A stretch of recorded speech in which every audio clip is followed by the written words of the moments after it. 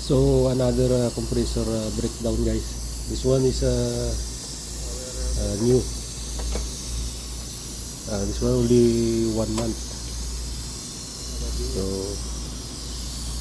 this one's a bad problem. So the winding, guys, is good.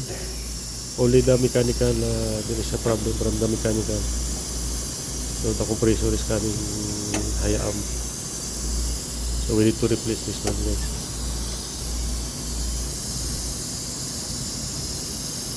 2 hours later.